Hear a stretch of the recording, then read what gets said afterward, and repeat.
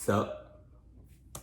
The crime at the center of today's story is considered to be one of the most disturbing of all time. But before we get into today's story, if you're a fan of the strange, dark, and mysterious delivered in story format, then you come to the right place because that's all we do, and we upload 2 or 3 times every week. So if that's of interest to you, please invite the like button to come to the zoo with you, and then once you get there, accidentally spill honey all over them, and then push them into the bear enclosure. Also, please subscribe to our channel and turn on all notifications so you don't miss any of our weekly uploads. All right, let's get into today's story.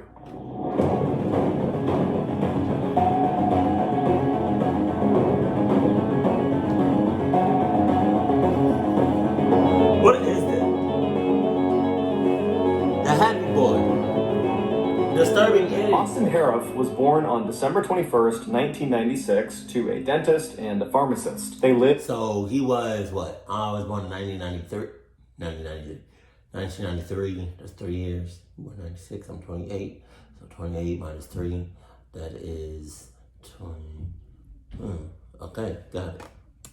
In a beautiful home in Palm Beach County, Florida, which is not only one of the nicest and wealthiest places to live in Florida, but it is one of the nicest and wealthiest places to live in all of America. Wow. And that's why, as of 2021, there are 44 billionaires that call this paradise their home. In 2010, when Austin was 13 years old, his parents suddenly got divorced, and within the same calendar year, both of his parents had new girlfriends and boyfriends. Now, of course, this was a shock to Austin and to his 1 year younger sister, Haley, but they both relatively quickly adjusted to their new normal. And that was in large part because the kids didn't move out. They stayed in the family home with their mom, and their father, he did move out, but he moved into a home that was very close by. About a year after the divorce, Austin began high school, and immediately he excelled. He was placed into all advanced classes, and within these advanced classes, Austin was consistently at the top of his class. Austin was also a big athletic guy. He was about 6 feet tall and weighed about 200 pounds. And so naturally, he played football for all 4 years he was in high school.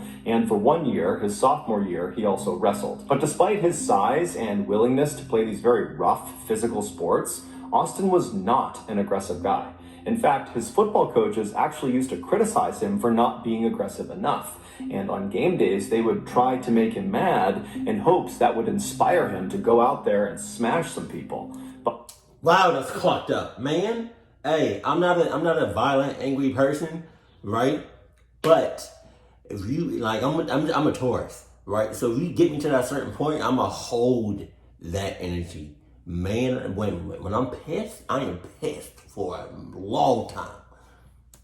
it really didn't work because Austin was Austin. He was just kind of a laid-back guy who was actually much more interested in helping people than smashing them. In fact, towards the end of high school, Austin became obsessed with trying to identify a career that would allow him to help the most people. And he was so passionate about this that when he spoke about it, a huge smile would kind of involuntarily appear on his face. And so because of this, and because of Austin's generally happy disposition, his father very lovingly began referring to him as the Happy Boy. Shortly before Austin's graduation in 2015, he received a letter in the mail from Florida State University, and it was informing him he had been accepted into their 4-year pre-med program. Austin had settled on medicine as being his intended career path to help the most people, and so being accepted into this very prestigious program was like a best-case scenario. And so Austin and his family were elated. And that summer that followed his high school graduation was totally charmed. Austin was on cloud 9. He spent a lot of time with his family. And I never understood what that reference meant. Cloud 9. What about all the other numbers? 8, 7, 6, 5, 4, 3, 2, 1, 0. What about them? You don't gotta be cloudist. Like racist. Cloudist. I tried.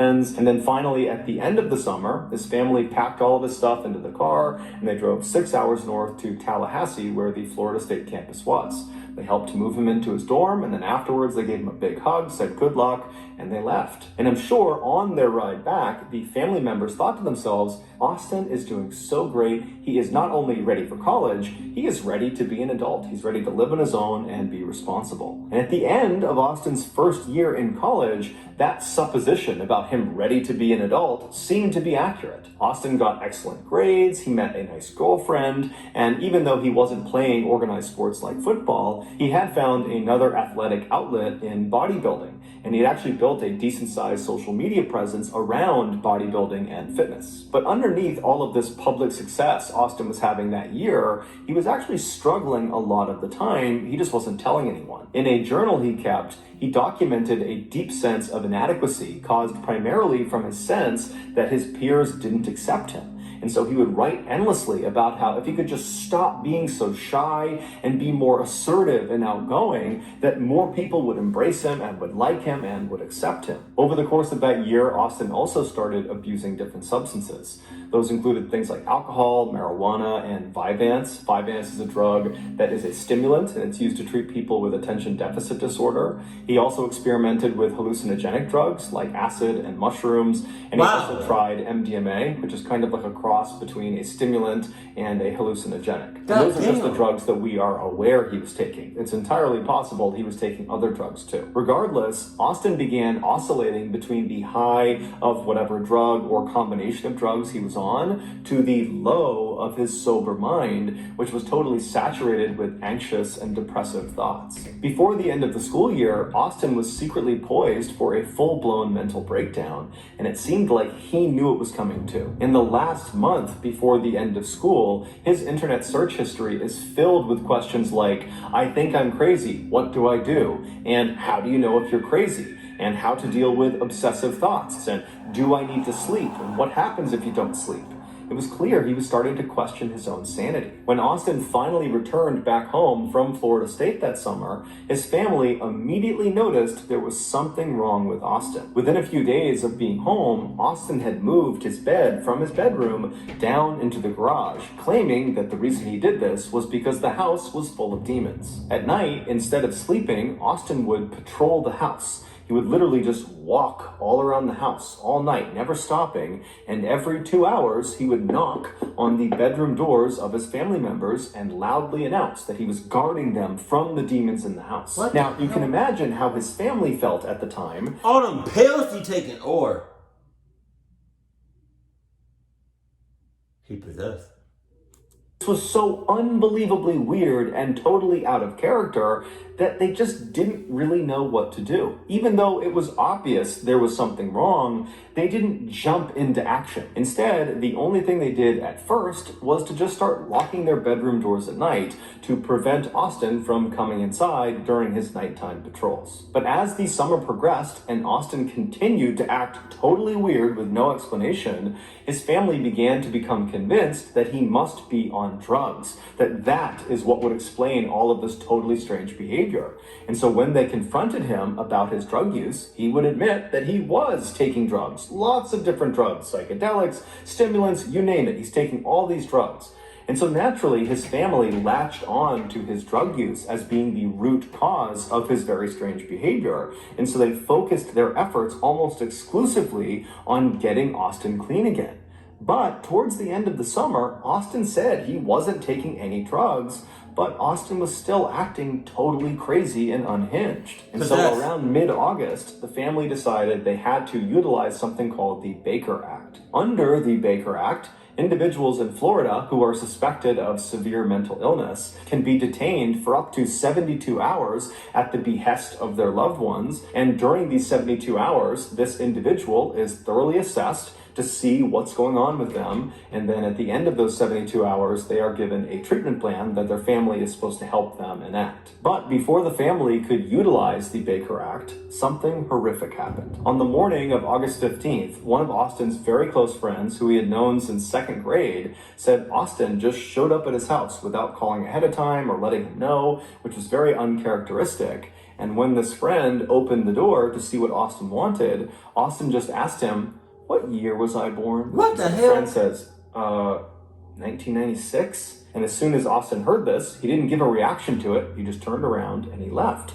And so this longtime friend is looking at Austin walking away, wondering, what's going on with this guy? Is he high on drugs? Is he drunk? What was that?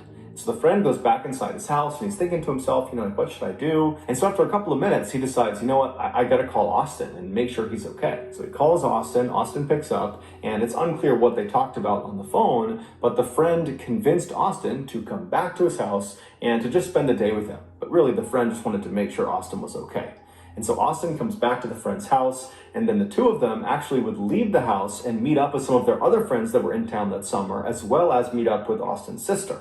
And so the group, they decide they're going to go to the beach for the day. And I tell you what. If any of my friends or family members come to my doorstep talking about something, what year was I born? And they dead ass, well, you better get the dead ass out of my face. Because you talking about, nope, you're possessed, and I'm 6 miles out. Walk to the beach, Austin tells the group that he just needs to get something at his house and that he will meet them down at the water. And so at this point, the group believes Austin is just fine. So they say, okay, yep, we'll meet you down there. And so Austin breaks off. He goes to his house. And when he goes back to the beach and meets up with his group of friends again, he's changed his outfit. He was now wearing this very thick, large football jersey. He was wearing long sweatpants that were also very thick. He had on 2 wristwatches and he had on sunglasses. And so as he walks down onto the beach, his friends look up at him, and it's super hot out, and they're at the beach. So this is a totally weird outfit to have on. And immediately they start kind of giving him crap about his strange outfit choice. But Austin did not think it was funny at all. And at first he was quiet, but then he kind of lashed out and said, if you tell me I'm crazy, I will kill you. And at this... There it is. I knew he's gonna come back and clutch people up on that clutch. I knew he's gonna come back on that clutch shit. I knew that shit. I knew it. His friends did not give him any more crap. Everyone just said, okay, man, hey, didn't mean anything by it. Just giving you a hard time. No big deal. But Austin's like clearly worked up. And so his sister comes over to him and she's like, hey, calm down. It's okay. It's not a big deal. And during this conversation, Austin suddenly goes back to being normal again. And he turns to his sister and he says, I'm actually half horse and I'm immortal. And his sister's like, what?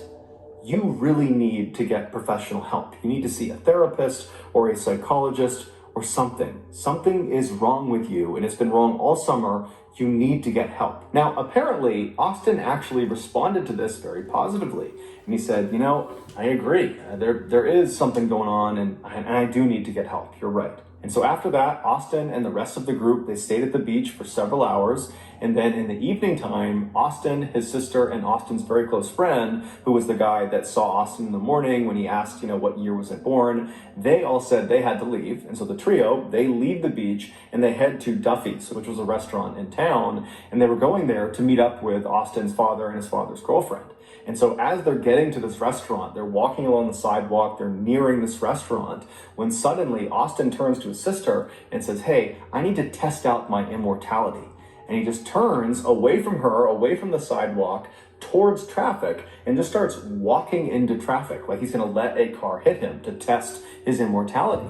And so his sister immediately was able to grab him and pulled him back onto the sidewalk, and then basically stood on the left side of him, preventing him from running out into traffic, and kind of pushed him along up the sidewalk right up to the front door of this restaurant. And when they got there, Austin had stopped trying to walk out into traffic. He was acting normal again. And it was there that the trio met up with Austin's father and his father's girlfriend, and the 5 of them went into Duffy's restaurant. It was about 7:45 p.m. when they got inside, and they were very quickly sat in the very back of the restaurant in this booth. And so there was a CCTV camera that watched them while they were inside this building. And so they're sitting at this booth, and about 3 minutes after having sat down, Austin gets up and walks away from the booth and walks as if he's going towards the bathroom, but then stops, doesn't go to the bathroom, turns around and walks back towards the front of the building, and then walks out the front doors, just leaves the restaurant altogether. Now, it's unclear if the rest of his family saw him do this. It doesn't seem like they did. But just a minute later, Austin comes back inside the restaurant, and just walks right back to his table and sits down like nothing had ever happened. Less than 10 minutes later, Austin would get up again from his table, except this time, instead of feigning going to the bathroom, he just walks straight from his table right out the front doors of the restaurant and disappears. A couple minutes later, Austin's mother, who was not at dinner with them, she was at her home, which happened to be nearby this restaurant. She was home when she heard the sound of someone coming into her house. And so she went around to see who it was, and she found her son, Austin, in her kitchen, drinking vegetable oil, and there was Parmesan cheese.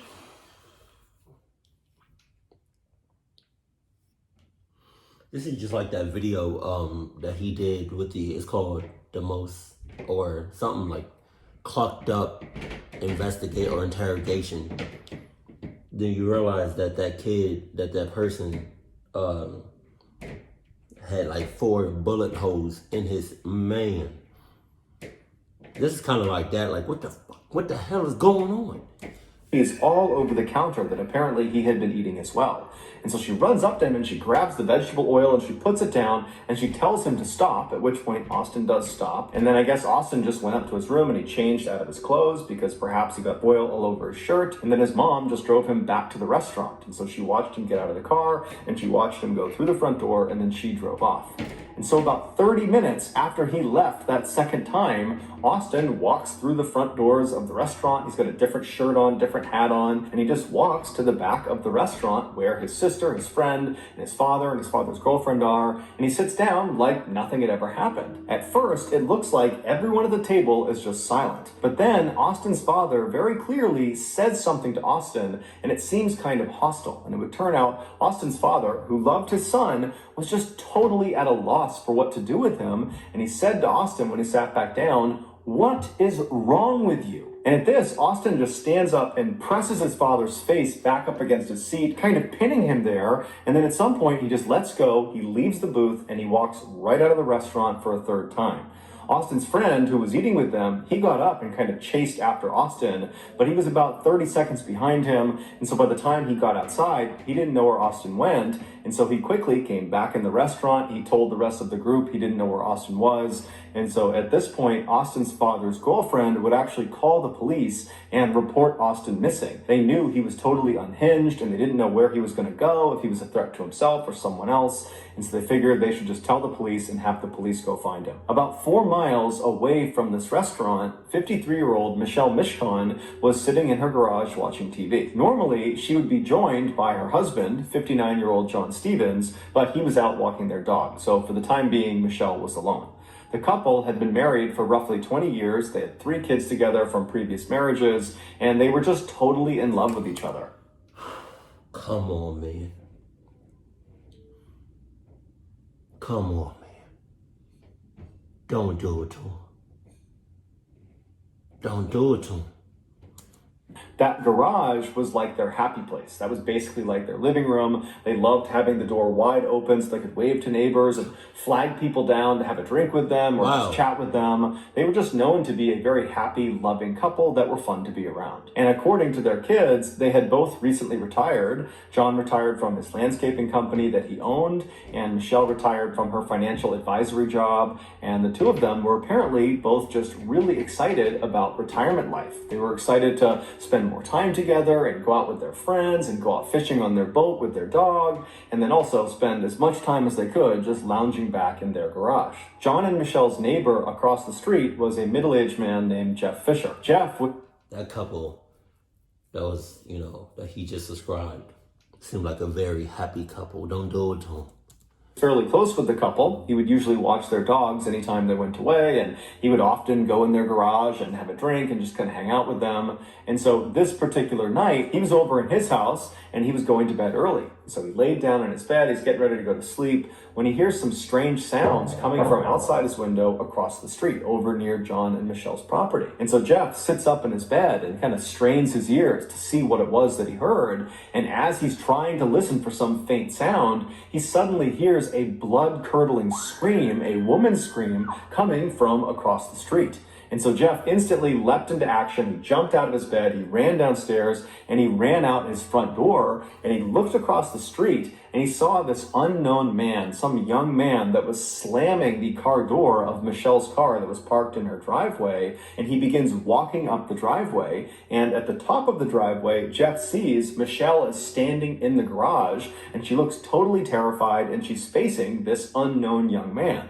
And of course, this unknown young man was Austin Harif. Now, Jeff had no idea what was actually going on. All he knew was he heard this scream, which was probably Michelle, and he's looking out there and he's seeing a situation that just doesn't look good. And so instinctively, he decided he would just run across the street and make sure Michelle was okay. And if he had to, he would confront this unknown man, Austin. So Jeff begins running across his property, trying to get across the street to Michelle. But before he could even get across the street, he's looking up and he can see this guy, Austin, has grabbed Michelle and thrown her on the ground. And now he's on top of her and he's beating her. And so Jeff runs onto the driveway, and as he's going right up the driveway between the two cars that were parked there, Austin leaps off of Michelle. He turns around and he looks at Jeff and he says, "You don't want a part of this." And now Jeff, he's a pretty big guy, and so he's looking at Austin and he knows. I know this video is very, very, very intense, and it's not no laughing matter. But y'all remember that? Y'all remember that video that was kind of circling on Instagram, and he was like, "You're not the guy. You're not the guy. I'm the guy." Something like that. You definitely put that guy in this video talking about, "You're not the guy." I'm sorry. This is no laughing matter. Hold on. And if he doesn't do anything, this guy is just going to continue pummeling poor Michelle, and he had no idea where John was. And he turned and looked at me and said, "You want?" Oh, okay. He ran up and kind of lunged at Austin, and as he did that, Austin swung and he hit Jeff right across the side of the head. But Jeff took the hit, he didn't fall down, he grabbed Austin by the collar and threw him as hard as he could to the ground. And Austin, he hit the pavement hard, face first. And so Jeff is looking at this guy, kind of thinking he's not going to get up. But as he's assessing the situation, watching Austin stand back up again, Jeff suddenly feels a blinding pain in his face, in the side of his head, in his neck, on his back. And he looks down and he sees blood all over his arms. It's everywhere. He's covered in blood. It would turn out Austin was carrying a knife. And so when he punched Jeff, that knife went into his face, it cut the side of his head, it cut his neck, and it cut his back. He had 5 different punctures. Oh my God! Damn!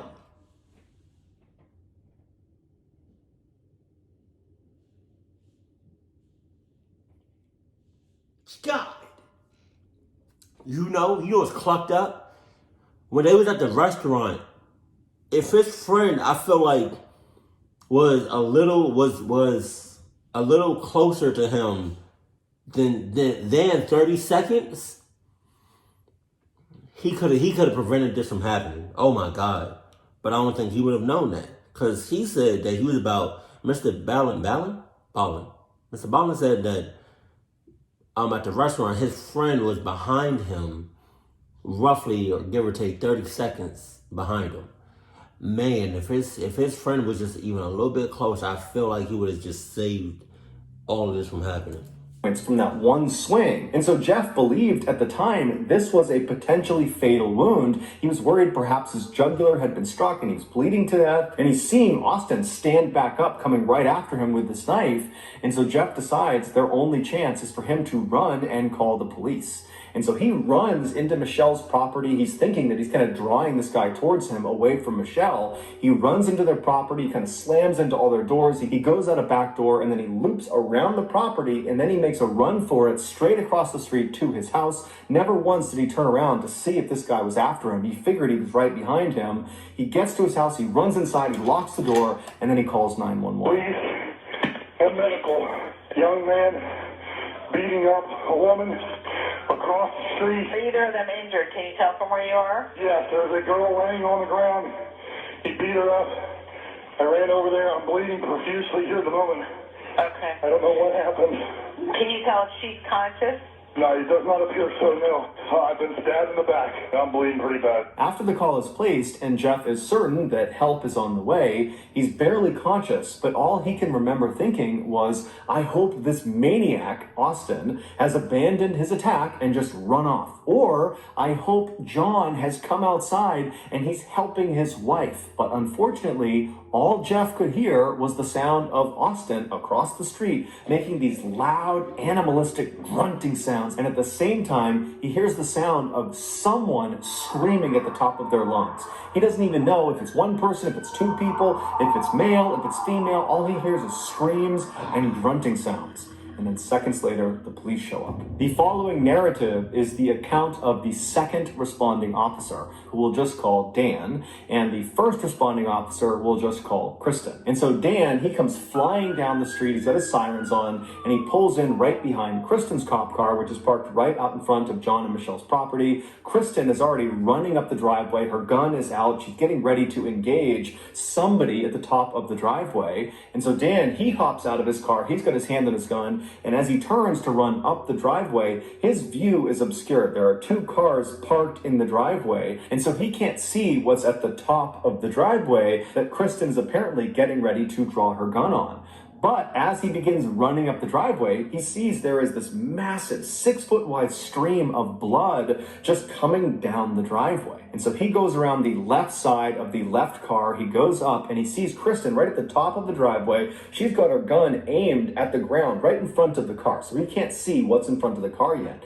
He comes bombing around the left side right behind Kristen, and he looks down at what she's aiming her gun at, and he sees there's this man lying on the ground, his eyes are open, he's just laying there kind of stiff, and he's looking up at Kristen, and he's looking up at Dan, and he's just quietly saying, please help me. The man on the ground was John Stevens, and on top of John Stevens was Austin. He was kind of laying sideways on John's chest. He had his left arm wrapped around John's neck to kind of hold him in place, and then he had his right arm and he was doing something to John's face. But Dan couldn't really tell what he was doing. All he could take in was there was clearly an aggressor and they needed to get him off of the victim. But Kristen could not take the shot because if she did, she ran the risk of firing the bullet through Austin into John, killing John. And so Dan tells Kristen, hold on, I'm gonna tase him. And so he moves around Kristen to her left side, so he's positioned looking down at the back of Austin. He pulls out his taser, and right before he shoots his taser into Austin's back, he sees what Austin is doing to John's face. With his free right hand, he was reaching into John's mouth and pulling his cheek out, kind of like a fish hook. He was pulling it out as far as he could, and then he was biting into John's cheek, and he was ripping out pieces of flesh and chewing and swallowing them. Oh my God! From his position, Dan only saw this for a second, but he suddenly noticed, and Kristen, the other officer, would later confirm, there were all these chunks already missing from John's face. And so Dan kind of snapped out of what he was seeing and fired his taser into the back of Austin, but it did nothing. It had absolutely no effect. Austin Shoot that mother clucker! Was entirely focused on biting John's face. That was all he was doing. He wasn't even registering that there were cops with their guns drawn on him. It was like they weren't even there. And so Dan runs back around Kristen to the other side of Wait a minute. If he's on top of what's his name? Dan? I forgot. If Austin's on top, right, and there's word about shooting Austin because they're afraid that the bullet might go through him and onto the other guy, right? If he's on top of him, why not shoot him from the side? You know, get the rib cage or some shit. He's now on her right side, so he's standing right next to the car, looking down at Austin's front. And he tells Kristen to kind of back up for a second, and then Dan winds up and kicks Austin square in the face, knocking his head off of John's face. But as soon as Austin comes off of John, he doesn't get up and try to fight with Dan. Instead, he just jumps back down, gets a deeper grip on John, and plunges his mouth back onto John's face. And so again, Dan winds up and boots Austin square in the face, knocking his head back. He is one hell of a storyteller, man. God damn. I can just picture this shit. Like, if somebody was to animate his stories, oh my God. But again, he's totally unfazed. He doesn't want to attack the officers. He just wants to eat John's face. And so he goes right back down, gets a tighter grip. He goes back and he starts chewing on John's face again. And so Dan was just repeatedly kicking him in the face over and over and over again, right as another set of officers showed up, and they had a canine. They had a dog. And so they come flying up, they kind of see the situation, and Dan tells them, release the dog. And so sure enough, they release the canine. The canine clamps down on Austin's right arm, the arm that was fish hooking and kind of pulling John's face out. And the dog really got a good bite on his arm and yanked it away from John's face. But Austin just instantly ripped his arm back, doing severe damage to his arm from the dog's teeth, and just repositioned himself and went back to biting John's face. And so the dog, just as it was trained, did... You gotta shoot this mother clucker, man. What the cluck are y'all doing, man?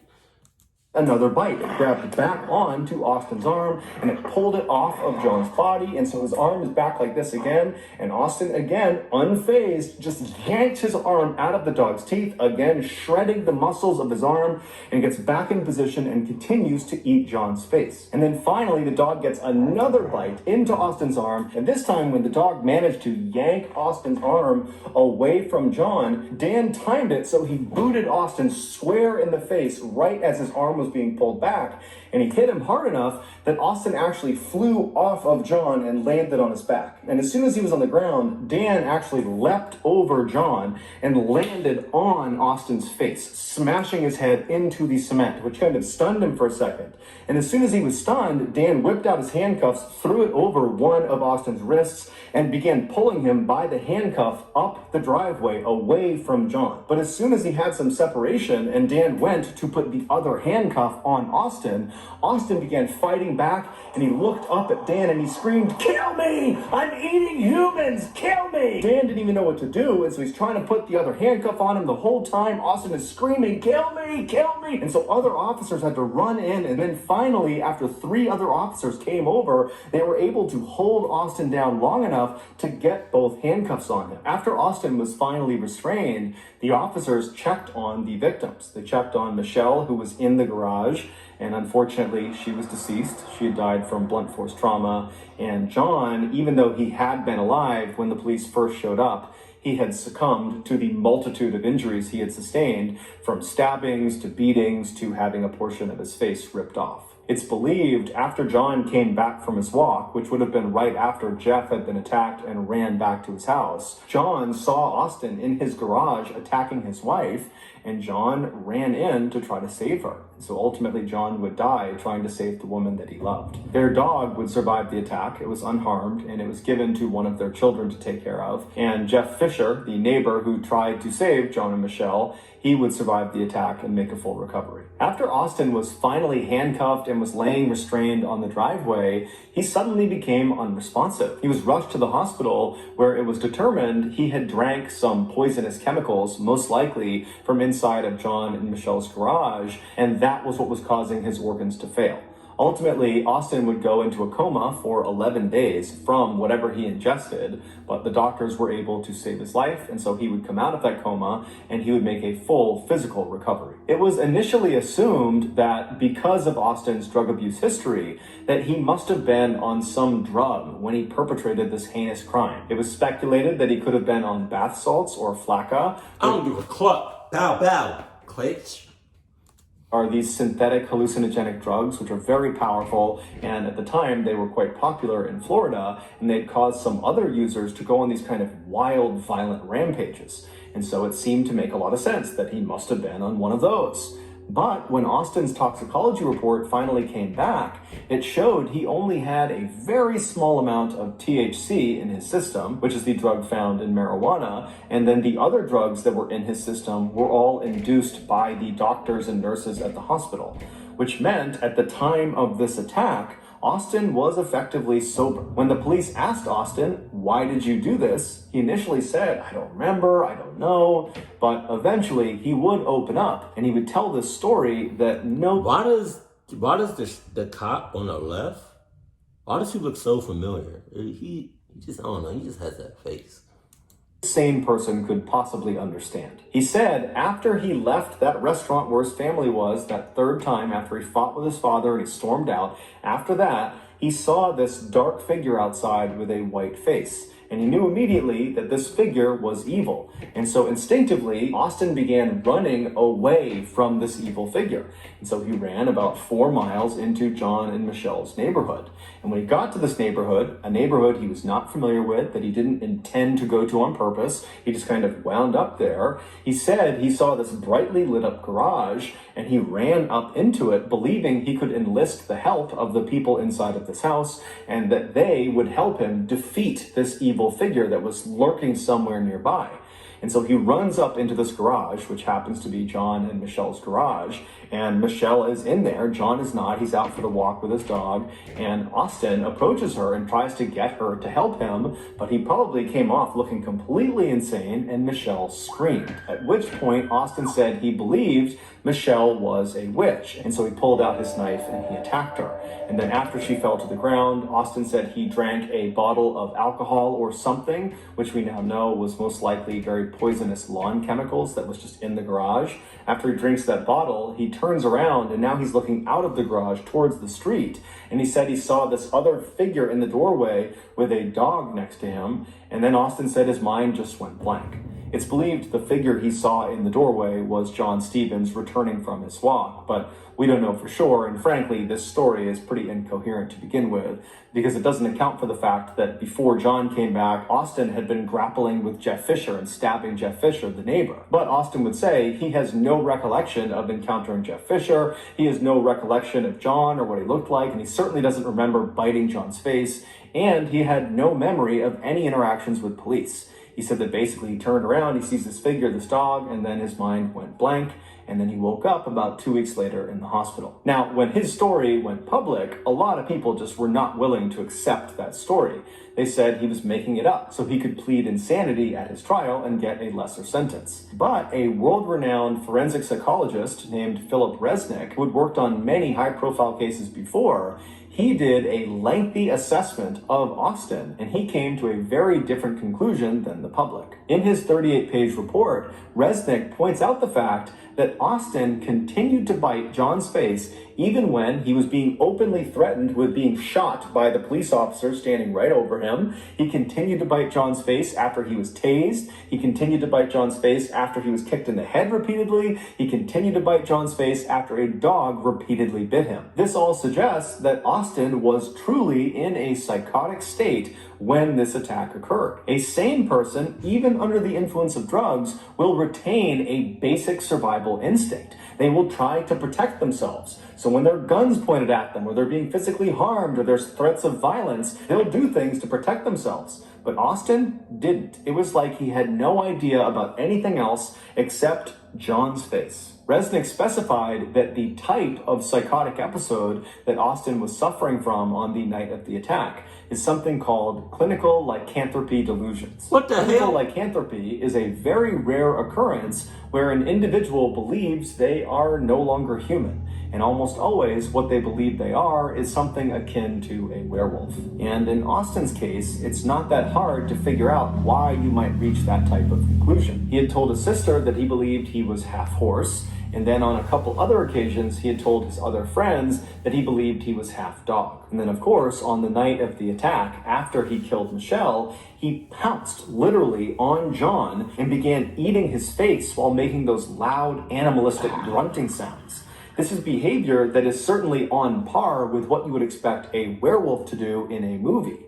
But this was not a movie, this was real life. After Austin came out of his coma, but before he had been transferred to jail, he agreed to do an interview with the clinical psychologist, TV personality Phil McGraw, better known as Dr. Phil. And during their 10-minute Zoom interview, Austin would break down and cry and say he was incredibly sorry to the family of the victims, that he didn't really know why it happened, and that clearly there was something wrong with him and he needed help. And he just hoped they could find it in their hearts to eventually forgive him. But it's unlikely the family of the victims are going to forgive him anytime soon, especially when you consider they came out in an interview and said, "I hope Austin makes a full recovery from his coma, that he has no brain damage, that he is totally A-okay, so he can be fully aware and lucid when they read him his sentence." a sentence they hoped would be the death penalty. As of right now, though, the family of the victims will just have to keep on waiting because Austin is still in jail awaiting trial. So that's going to do it, guys. If you got something out of today's episode and you haven't done this already, please invite the like button to come with you to the zoo. And then when you're there, accidentally spill honey on them and then push them into the bear enclosure. Wow. Also, please subscribe to our channel and turn on all notifications so you don't miss any of our weekly 2 or 3 video uploads. We are now selling merchandise like flannels and hats and mugs and sweatshirts and all sorts of stuff. If you're interested, go to shopmrballen.com. If you want to learn about upcoming deals and promotions in our shop, go to our shop's Instagram page. The username is shopmrballen. If you want to get in touch with me, you can direct message me on Instagram or on Twitter. My username for both platforms is the same. It's johnballen416. I also have a ton of content over on TikTok where my username is MrBallen. We also have a second YouTube channel called MrBallen Shorts where we post random short videos and lost episodes. We also have a Facebook page just called MrBallen where we post condensed versions of the long episodes you see on YouTube. If you have a story suggestion, please submit it to our subreddit just called MrBallen. It's linked in the description below. So whether I see you on Instagram, Twitter, TikTok, Reddit, YouTube, Facebook, or some combination, just know that I really appreciate your support. And until next time, that's going to do it. See you. So, question, you all. What do you think his consequence should be? I feel like it was the pills that made him do it. Was he, I will have to go back into the video, but was he willingly, like, did he take those pills himself? Like, did anybody force him to take those pills? Or was it him alone that just took those pills? That's that. And then also, towards the ending of the video, MrBallen said, if there's like you got these people that just be sitting, waiting in jails and prisons to be waiting trial or something. And it seems like sometimes people be waiting for their trials for like years. What takes them so long to be heard or seen by a judge? I don't understand that part. And then I've seen quite a few of MrBallen videos, right? And he's a great storyteller. But has anyone ever animated or reenacted the stories that he's telling? Like, I understand these are real stories, but if I can just get a visual of what happened, I can picture in my head, because he's such a great storyteller that I can just picture in my head, and I can just just put everything all together as a visual. But I don't know if anybody has ever animated one of his stories before. That would be dope. God, I wish I was good at doing animations, because I would definitely ask for his permission to animate his videos, because what? That'd be crazy as hell. But yeah, that was what do y'all think his consequence would be, though? Let me know in the comment section below. Keep it cool, keep it classy, and I love you. Stay happy, my family.